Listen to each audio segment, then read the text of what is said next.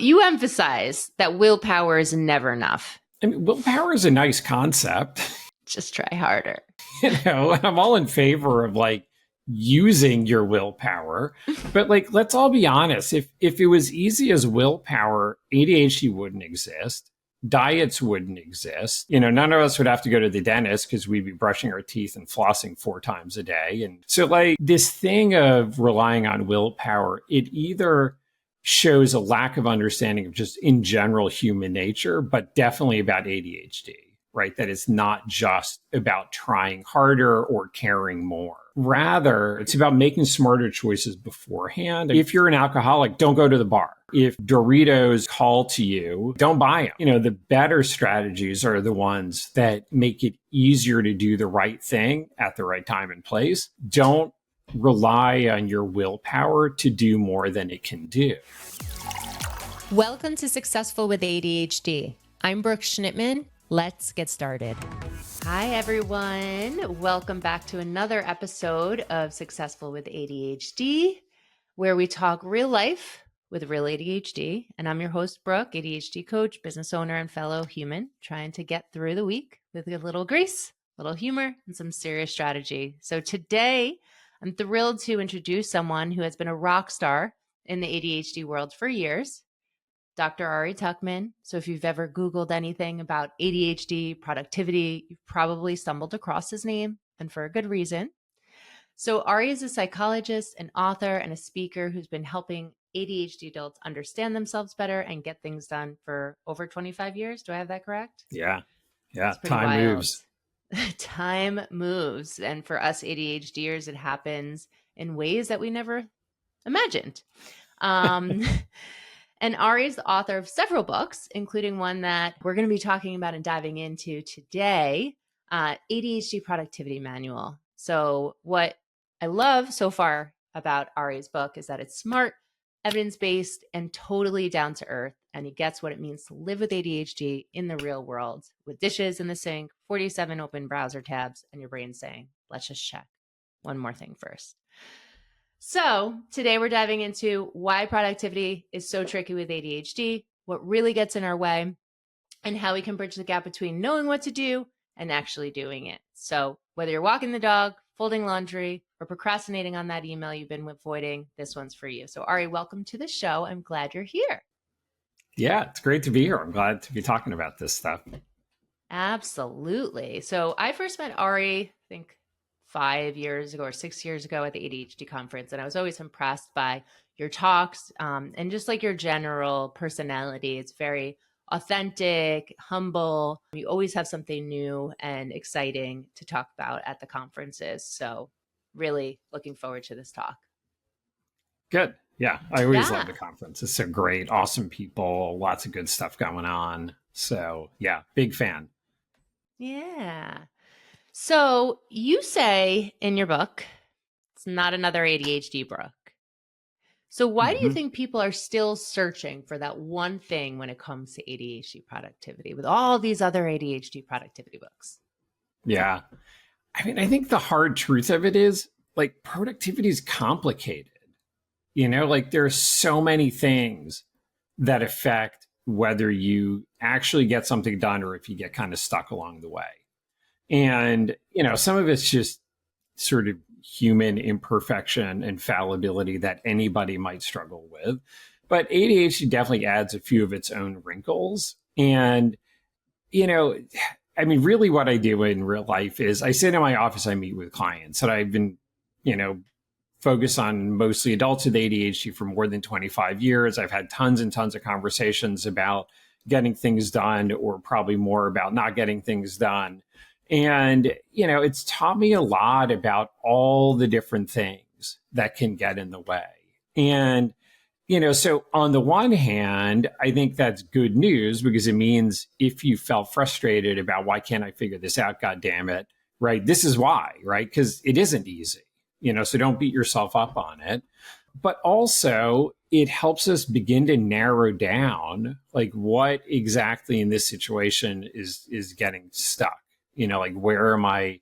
What's happening? What do I need to do different? Because the better you understand what the problem is, the more effective you can be in picking the right solution. Yeah, that makes sense. I mean, if you just say, I have trouble with organization or I have trouble with time management, well, what part of time management and what's getting in the way of your time management Mhm. specifically? I love that. Yes. And that's really where, coaching comes in and where your services come in, to ask those specific questions as well, because it's not a Yeah. one size fits all solution. No, it isn't. It isn't. And, this is also why, I don't know, I have a little bit of a pet peeve, some of this stuff like, the top 5 hacks that will, I don't know what they're going to Change your do, life. but yeah, but they won't. Whatever it is they're going to do, they're not going to do. So like anything that says like transformational or life changing or revolutionary, or like it isn't. It just isn't. Like there's very little in life that's transformational. But, a little bit better is not a great, sexy sales pitch it's not going to, that post isn't going to explode. So, Yes. but that's fine. I mean, it's not about the flash. It's about actually doing the things that are really going to be helpful and knowing yourself well and learning from the people who've come before you and figuring out like, what are the strategies that are really going to make the difference for you? Mm. It's funny when you were saying transformational, life changing, those being sexy, just really funny detour here. I was having a discovery call the other day with a client and I dropped the price and she goes, "Oh, that's it?" I said, "What do you mean that's it?" She goes, "I just met with someone before you who has a coaching program for 6 weeks and it's 3 sessions a week for 3 hours. So it's a total of 18 hours. And my time blindness and procrastination will be gone forever." So that is a lie. Like Guaranteed. 50 grand. The only thing I can guarantee you is you're not getting your money back. Like that is like an irresponsible fraud. Like I'm just going to really kind of call bullshit here. Like, first of all, absolutely no way. There's 100% no possibility that is going to be as effective. Like guaranteed, absolutely not, never going to happen. So this person is either an absolute liar and has no conscience, or they're a fool who doesn't understand that. Forget ADHD, just any human behavior. I would never guarantee anything. Of course. Right? Like, so it's patently ridiculous. But to charge $50,000 is absolutely fraudulent. Like, that is a complete scam. And like, 100%. That's the stuff that makes me crazy, because the thing is, like, nobody needs more failures. Nobody needs another thing to feel terrible about. I just sort of feel like in general, anyone who forces you to sign up for these big fat packages, like already that's a red flag. Like if you're good at what you do, people will continue to come. You don't need to force them to prepay for things that they're probably not going to use all of. Yes. Thank you. And that's what really gives coaching and the industry such a bad name.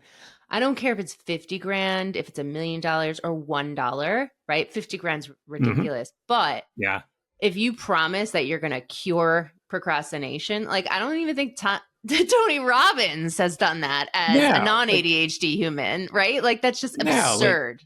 It's ridiculous. Red flag, red flag, red flag. So if you are meeting with someone and they say that, run. Yes. Ugh, Okay. God. So you emphasize that willpower is never enough. How do you see this play out in your own life or with your clients? I mean, willpower is a nice concept, and I'm all in favor of Just try harder. using your willpower. But like, let's all be honest. If it was easy as willpower, ADHD wouldn't exist. Diets wouldn't exist, right? Every gym would be bursting at the seams with everybody in there. None of us would have to go to the dentist because we'd be brushing our teeth and flossing 4 times a day. And, nobody's doing that. So like this thing of relying on willpower, it either shows a lack of understanding of just in general human nature, but definitely about ADHD, right? That it's not just about trying harder or caring more. Rather, it's about it's about making smarter choices beforehand. I mean, it's kind of like the classic example, right? If you're an alcoholic, don't go to the bar. Right? If you are in the bar, you're a million times more likely to drink. or if Doritos are just, they call to you, right? Like, don't buy them. Like, don't even walk down that aisle in the supermarket, right? Like, don't rely on your willpower to do more than it can do. So, the better strategies are the ones that make it easier to do the right thing at the right time and place, that we set it up beforehand rather than hoping that somehow things are going to work out in the moment. Can you give me some examples of how someone like an alcoholic or, someone with ADHD who's struggling with brushing their teeth, how do you set that up beforehand for success? Yeah. So, if we take the brushing your teeth example, sometimes it's just simple things, but it's like, where is your toothbrush? Right. And, if you have like a partner who's like, oh no, the counter's too crowded, we need to put things away. I mean, maybe, but also if you put it away, you might as well throw it away because I won't remember to do it. Yeah. So, honey, those are your two options. What do we want to do here? Right. So maybe there's a bit of like, I need to put it there. Maybe it's even silly things like, I need to find a toothpaste I really like, because maybe that little bit of or like, I kind of don't like this toothpaste. It's just going to make you slightly less likely to want to do it. It may also be a thing of maybe we need to rewind the tape. Like, when are you actually going up to bed? If you're going up too late, it's less likely that you're going to brush your teeth or do all the extra things. So maybe that's really where this story begins. Or maybe it's sort of a thing of every time you don't feel like brushing your teeth, to sort of remind yourself, sort of hold in mind vividly, like, so what does it feel like in the dentist chair when they're like, this is just going to hurt a little, and then, you get hit with a shot and then they're like, kind of grinding away. And you're like, ugh, I don't like that. Right. So like really holding in mind, that is what I'm doing here. Okay, I'm going to brush my teeth. But even things like, and this is sort of a thing I've been recommending of late, just making a stupid bet, so something like, probably with your partner, but, or it could be one of your kids or something, but like, if I brush my teeth every day, then some silly thing. If I don't brush my teeth every day, then this thing instead. Right. Yeah. And playful. Incentivize with money. Yeah. Yeah. Kind of. And it just kind of playful, stupid, silly, fun, nothing like, you have to get like a tattoo on your face or anything, but like, some sort of a something that just like cranks up a little bit more motivation on it. Yeah. This is interesting. So first you mentioned like, reducing the friction, right? So, you talk about object permanence and how we have a hard time with ADHD with that. So, right, you don't have the toothbrush on your counter, you're going to forget about it, right? So it doesn't exist, right? Yeah. And then the making it fun and more encouraging with toothpaste that you actually like if you were to do toothbrushing with a toddler. I do that with my 3-year-old. She loves the strawberry flavored toothpaste and she actually enjoys eating it too. But you know what? It's safe in small doses. Fine. So we're going to go with it, right? Take the win. Right. But then you also talk about these avoidance goals, right? What is the worst, like what will happen if you don't, right? And I know you're, in psychology, right? So we talk about avoidance goals and goals that motivate us as well.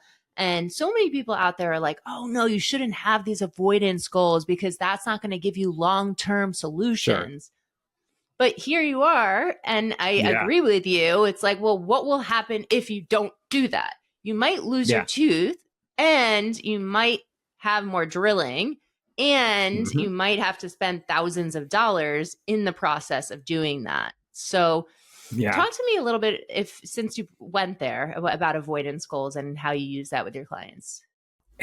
And I think it's a really good point because, and this is definitely something I bang on this drum a lot, and definitely in the new book, but also elsewhere, that, the problem, if you're not managing your ADHD well, or just whatever, you're not managing your life well somehow, too much of life becomes about avoiding negative outcomes, right? Which is motivating to a point, but the problem is, avoiding negative outcomes only takes you from negative to zero. It doesn't actually add positives. It doesn't make life better, which again, like it is somewhat motivating, but it's not like super motivating. You're not bringing your very best when it's just about kind of, dodging the bullet. So, when it comes to managing your ADHD or productivity in general, it's really about like, what does a good life look like? What does a meaningful, interesting, satisfying life look like to me?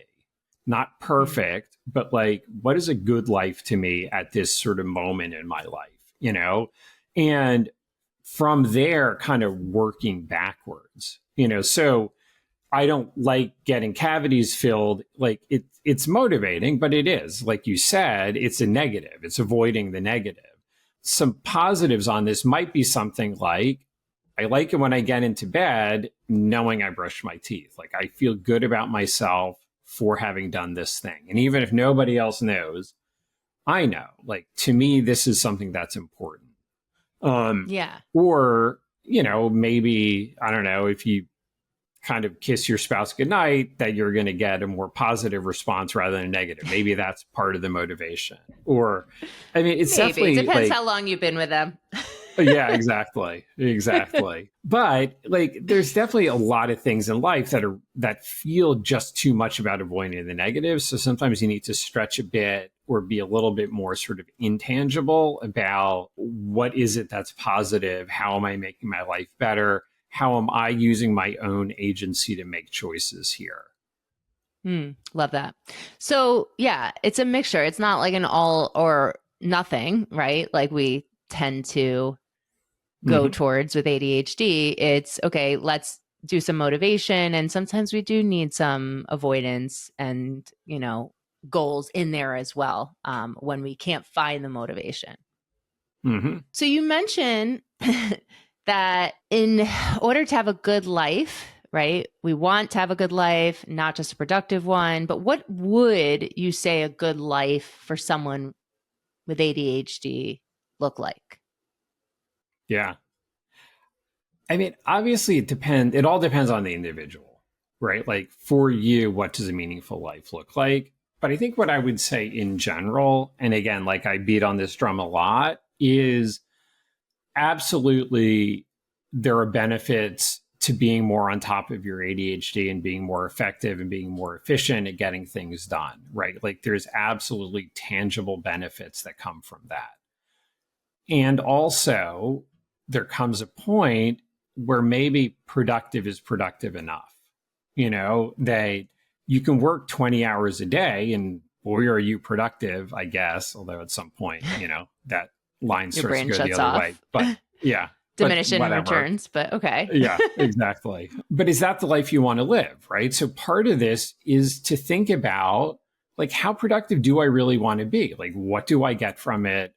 What is important to me? Everything has a cost. If I do this, I'm not doing other things. So, at this moment in my life, what am I trying to do here? So some of this is sort of getting clear within ourselves about it. Some of it also is, how do I handle this in terms of other people's expectations for me? So obviously a romantic partner or family members are going to have opinions about what you do. Coworkers and bosses and maybe neighbors and friends and, everybody's got an opinion. Opinions are easy. But how much do they get to vote on what you do? How much is their happiness or unhappiness your job to fix? Like absolutely be generous, be a good person, do your share, be a team player. But at some point, like, again, maybe this is as good as it needs to be, and being able to be okay with other people having a different opinion. That's a lot easier to do if in general you feel like you're doing pretty good. If you feel like you're messing up too much and people are mad at you too much and you owe people, like you can't, it becomes another failure, not another place of like, I'm being assertive and standing up for myself here. It's a good point. So I am a family of 5 ADHDers. My husband has severe ADHD. I have ADHD. My 2 stepsons have ADHD. My 3-year-old toddler isn't diagnosed, but extremely hyperactive. We're all betting. And we get she's, she's going to have ADHD. Let's just call it what it is. But Sure. I mean, her teacher at daycare says she's very good at climbing and running, but her fine motor skills aren't as good. I'm like, yup. Right. Anywho, with ADHD, we all know that like we have received so many negative messages, and we do have that rejection sensitivity, and we do feel like a failure so often. So when you say, it depends on the situation, like if someone isn't agreeing with the time that you allocate, a partner or a boss, and you already feel like a failure, you're probably going to feel like a failure. So like, how do you get out of that shame spiral of, okay, they don't agree with me. I've probably let myself and others down plenty of times. That's the story I tell myself. Now what? Yeah. And the thing is, it's not just a story you tell yourself, it's also a story other people tell you. Yep. You didn't invent that story yourself. Especially if you've lived many years undiagnosed, untreated, not managing it well. So this question becomes much more sort of messy and complicated. There's much more sort of the shadow of history here. I'm not going to say it's a quick and easy decision, but I think it's part of the process of really sort of understanding ADHD and where you fit in the world and how do you want to be in your various relationships, which I think is a thing we all, need to sort of think about from time to time. So it's a thing of like figuring out like what are reasonable expectations. What is reasonable for me to expect of myself? What feels worth it? What doesn't? Definitely there's gender, factors into this as well in terms of, what people expect of you and what's okay to be assertive on or not. I think there's also an element, I kind of have this line, I don't want to set you up for disappointment and me up for failure. So it's sort of like don't agree to things that are probably not going to work out. That's so good. Because there's the hope of like, no, you should be able to do this. So just do it. And you're like, oh, okay, I guess I'll try. And then of course it doesn't work out. That overpromise and underdeliver. Yeah. Yeah. This was doomed from the beginning. Neither of us should have believed this. So it's better to disappoint somebody earlier and just say like, look, I'm not going to be able to get you that by Thursday. Like I'm just telling you now. But that means facing their disappointment in the moment rather than fingers crossed, hoping it's going to work out, right? Somehow I'll pull it off. Wednesday night, somehow the time will matter. I'll discover the 25th hour. But like that occasional reinforcement where it does sort of work out, it does then sort of justify that like, okay, I guess, let me see what I can do. But there's also an element, apart from the like being able to feel comfortable disappointing someone in the moment, there's also the whole thing of like, do you even know what you need to do? Do you have any idea what Wednesday looks like? Because if you're like, let me think for a sec. No, I don't have anything. Right. And then you get to Wednesday, you're like, oh, turns out I have 10 things. How about that? Would have been helpful to have that in my schedule. So, like there's that part of it too, of actually having in general a good enough schedule, in general a good enough to-do list or whatever. So you even can make that informed guess about what Wednesday holds. Yes. So a lot of work ahead of time, being proactive, getting the time management down, working with someone so you can get that system down. Then you have to have the metacognition and the forethought to be like, okay, yes, no, maybe, and really no. Or, okay, I'm going to check my schedule and actually rely on my schedule and then come back to the person and tell them what's up. Yeah. Sounds like a lot of executive functions. It is. It definitely is. And some of it, and it might also be a thing of like, look, I can't give you an answer in this moment right now. Let me check some things and I'll get back to you. But even there's a nuance of let me check and get back to you, right? Or let me check. Does that mean I call you? Does that mean you call me? If I don't call you, does that mean I forgot? If I don't call you, does that mean I'm not going to do it? Or, so like if you leave that open, it can set up sort of frustration, disappointment where it's like, God damn it, she was supposed to call me. And you're like, oh, I guess I never heard from him. So I guess we're not doing it. So like, does everybody actually have the same expectation of what's going to happen? Sure. And who owes it to who, right? If you're my boss, I probably owe it to you, right? Like, it's probably my job to come to you, say, hey, Brooke, so yeah, turns out I can't do it. But if we're just friends or we're coworkers who are equals, or, like, I don't know who owes it to who, right? Who's doing who a favor here? I guess it's a token economy, right? I know there's a lot of people out there that think, okay, well, fair is even. What is even? I don't know. But if you have more like chips, right, or cookies in the jar from this person, you're more likely to be the one who's going to try to be more responsible and hold the bag in some areas. It's very nuanced, like you said. Yeah. I mean, it's kind of like social capital, Yeah. Like, do I owe you or do you owe me? Like, obviously you want to be sort of aware of this. Like, people are finely aware of fairness or lack thereof, So like, you do want to pay attention to who owes who and making it up to people if you need to and whatever. But there's definitely a thing that can happen. And again, this is probably a bit more true for women than men, but kind of this thing of like feeling like you're always behind, like you always owe people, and therefore being willing to tolerate some kind of crappy behavior or some snarky attitude or whatever more than you should. That's a really good topic. And I'm glad you went there, because it's not only an ADHD thing, being the woman in a family and a household. I have caught myself over and over overextending myself. And I feel like even when my energy tank is slightly like it has some gas in it, I'm like, oh yeah, I could do that extra thing. Sure. Yes, I have ADHD, but almost every single client I deal with, or just people in general, my friends who are women who don't have ADHD, like, we are overextenders, we are over accommodators. What is that about us? What makes us that way? I think it's just that intersection of being raised as a girl and, what is expected of you. And, in the sense that like women are still the kind of caretaker and coordinator of the family. So I think some of it is that. And I think some of it is that thing of feeling like you're always sort of a bit behind, or there's that worry of like, I don't know if they like me.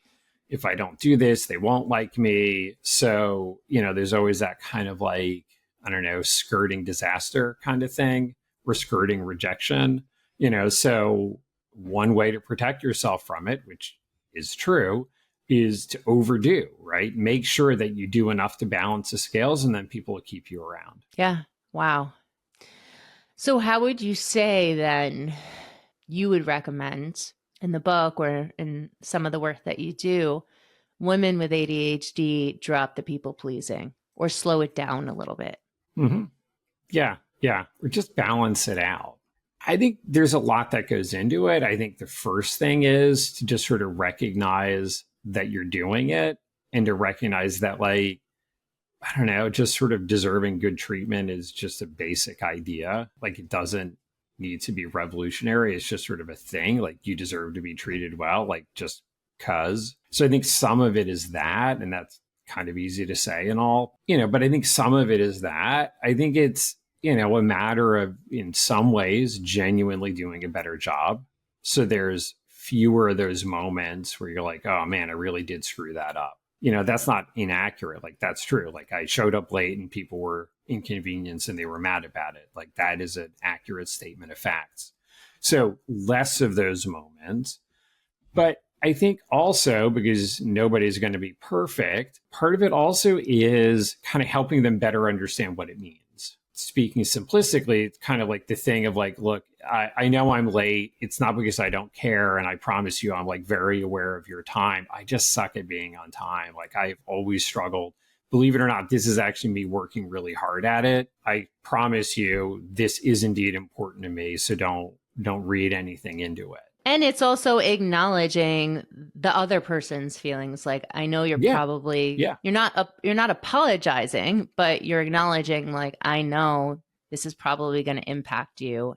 And Yeah. I just want to get in front of it and recognize that our friendship's important to me. I like that. Yeah, exactly. And I appreciate you putting up with it or whatever. Yeah. Yeah. And maybe even right beforehand, like when it gets set up, to say, like, I think I can be there by 3, but here's the thing. Don't leave until I'm going to send you a text when I'm in the car. Like, don't leave until I do. I love that. Address it beforehand. Some making it up to people, I think, is fine. Like, I know I was late. Let me get you a coffee. Like, that's fine, right? Some sort of token gift that like balances the scales. Fine. Like, that's socially appropriate, but don't overdo it. Like, don't buy him a lobster because you were late. Don't over apologize, or you're apologizing too much, because then it feels weird to the other person. And then they feel a responsibility to make you feel better about the thing that you messed up that affected them. So it's like, okay, wait a second. First, I had to sit here for 35 minutes. Now I need to like bend over backwards to make you not feel so bad about it. Like, that's a double lose, So like, ooh, that's a good one. You don't think about that when you're the apologizer. You think that it's just, and I don't know what you feel, but I know when I've apologized, it's because I genuinely felt bad, but I didn't know that I was putting that on the other person as well. So a double whammy. Yeah, I mean, it's the right amount of apology. Too little apology is bad. Too much is bad. Just right is great, right? So it's like showing genuinely, I get it. I understand how I affected you, but it's not sort of going on and on about it, because that's when it feels like it becomes the other person's emotional work to take care of you. That makes a lot of sense. I mean, there were so many thoughts on feelings while you were talking, and I wanted to say so many things, but why do you think so many ADHD friendly strategies work the first few times and then fizzle out? Sure. Yeah, because everything's interesting once, So some of it, I think, is that, like, and genuinely novelty is helpful. Like, it is. And that's fine. It just means kind of recognizing that. The hard part is not using the strategy the first time. The hard part is using it the 5th time.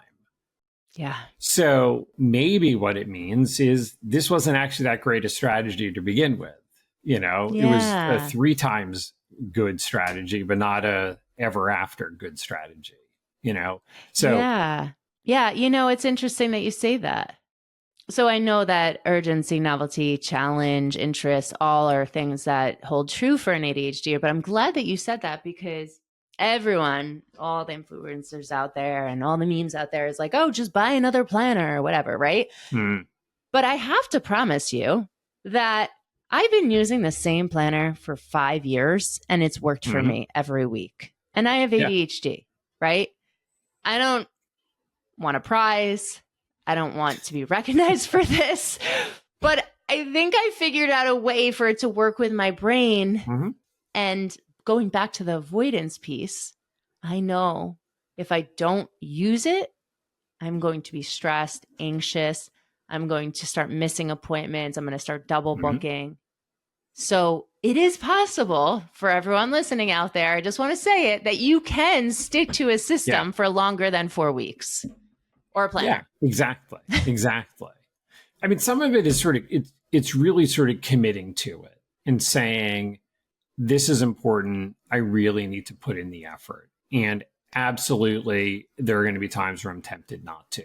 Where am I going to start to fall off the tracks? Like, let's think about this before I even get there, right? Like, what are the likely scenarios where I may not do the thing? Good point. Go on vacation. Yeah. Yeah. Like, what do I tell myself? Right. So if we take your planner thing, where you're like running late on a client appointment, you're like, okay, cool. I'll see you next Tuesday at 3. But then you're like, I don't have time right now, or I'll write it down later. Like, no, that right there, that is where I get myself into trouble. So like, I'm going to force myself to take it 2 seconds and I'm writing it in now. Or other stuff. It's that kind of classic thing, right? You don't use your planner for a day and you're like, well, there it is. It's hopeless. I'm not meant for planners. and then like you don't use it again, right? So kind of being black and white about it versus recognizing, I'm not going to be 100% about it. But that's fine. I just need to use it more than not. Right. Getting rid of that rigid thinking. Yeah. Yeah. And getting rid of that, like, well, I've tried everything, nothing works. Everything works 3 times and then never again. So, just sort of resigning yourself to it. But also maybe kind of trying to figure out, like, okay, so when I use it, why do I keep using it? What keeps me engaged in doing it, especially when I don't really feel like it? How do I sort of talk myself into? How do I set myself up versus the times where I fall off of it? What happens there? Like, what does this teach me? How do I understand this? So, and we can take anything, but we use a planner example, right? Having your day overbooked and scrambling from one thing to the next is a good way to not take the time to say, hold on a second, let me look at my schedule. Yes. For certain things, depending on what you're doing at the time, maybe you need not a paper planner, but you also need to set an alarm on your phone.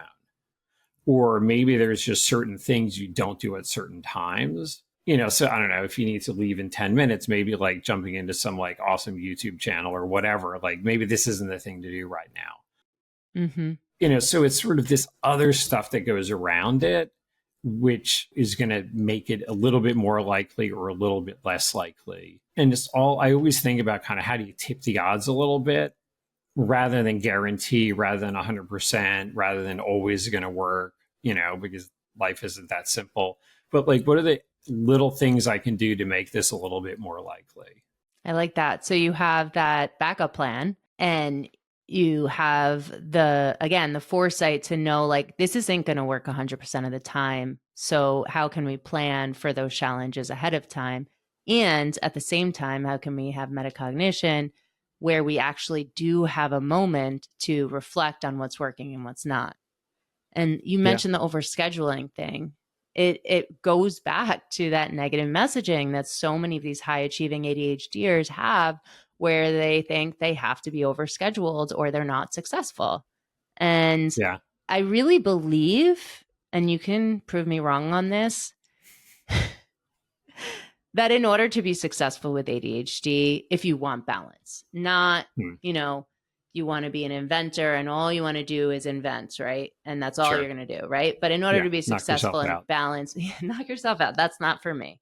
But in order to have balance, you have to cut things out and you have to have boundaries and you have to underschedule from the overscheduling that you've already committed to. Yeah, no, I'm going to agree with you on this, that, being productive, as much as it's about what are the things I am going to do and how do I do them better, there's also a big piece of this, which is, and what am I not doing? Yeah. Right? Still only 24 hours. So what am I not doing? Or what originally was a pretty good idea, but other things have happened and it just, other things took precedence, or maybe stupid things took precedence, but here we are, right? And at this moment, it isn't the thing to do. So knowing how to sort of cut things loose, knowing how to let things go, knowing how to not be the eternal optimist, like, oh, I can't take that off my to-do list. I might get to it, right? Or like, I was going to do something with this. I have to keep it.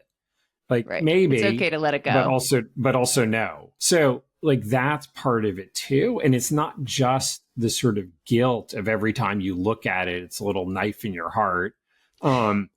But it's also kind of cognitively, it's distracting.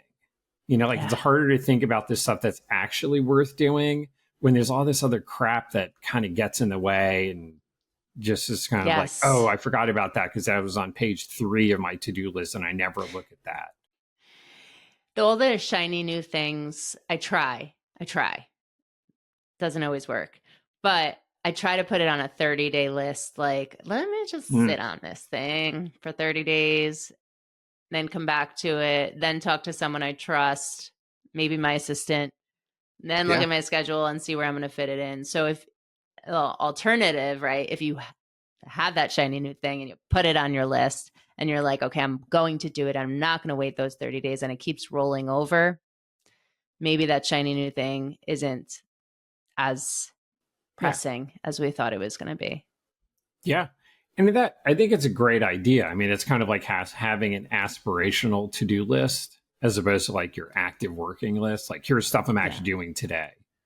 Yes. Versus it's like, the Netflix queue of like, I would someday like to do this. Great. But it doesn't need to be mixed in there with like, finished sorting receipts for taxes or something. Exactly. Okay, so I know we're coming up to an end here. So what would you say, Ari, one thing that you would like to leave the audience with who's listening that is just revolutionary, life-changing, that they have to do, they have to think about? Right. I think what I would say is take the time to really sort of debrief and think about what happened, right? If something did work, why did it work? And if it didn't work, why didn't it work? But to go beyond the first obvious answers, right? Because those are easy. Like, you can whip those out, like they're well-worn, the deal. But like, really, really, what else was going on there? Like, what sort of contributed? I kind of sometimes say, like, what are the first dominoes? So like we gave the example, like the brushing your teeth example. If you crawl up to bed too late, you're less likely to brush your teeth. So like, it's really about getting up there earlier. But okay, well, but why didn't you get up there earlier? Well, I didn't do things earlier in the day, so I was doing them at night. Okay, so it's not about the night, it's about the day. What happened during the day that you weren't getting done the things you needed to do, right? So like, sometimes we need to kind of go back a few extra steps to figure out like, what are the better points of intervention? Kind of like back to the sort of alcoholic at the bar, right? It's not, the interesting part of the conversation is not, so man, tell me what happened when your ass was on the bar stool, right? Like, tell me, how did you even get there in the first place? How did you think that this was going to be a good idea? What happened before that? And what happened before that? What happened? Like, because that's really where the story begins. So it's the same thing with ADHD. It's the same thing with any human facing temptation and distraction in the world. Sometimes we need to kind of rewind a little bit more to figure out what some of those other possibly more powerful points of intervention are. I like that. Thank you, Ari, for being on and sharing some amazing strategies from your book and just, getting into some life hacks and general conversation about women and goals and ADHD versus neurotypicals. I know we can talk for hours. We haven't even got into half of the questions I was going to ask you. Yeah. But where can someone find you if they're looking for more information or they want to find your book? Sure. So best place is adultadhdbook.com. That's my website. I've got information on all of my books, including the new ADHD productivity manual. So good. What a great domain name. Kudos to you. AdultADHDbook.com. He took it, guys. You can't take that. I love it. All right. Well, Ari, thanks again for your time, and we'll talk soon. Thanks for listening to this episode of Successful with ADHD. I hope it helps you on your journey. And if you need any additional support for you or a loved one with ADHD, feel free to reach out to us at coachingwithbrooke.com and all social media platforms at Coaching with Brooke. And remember, it's Brooke with an E. Thanks again for listening. See you next time.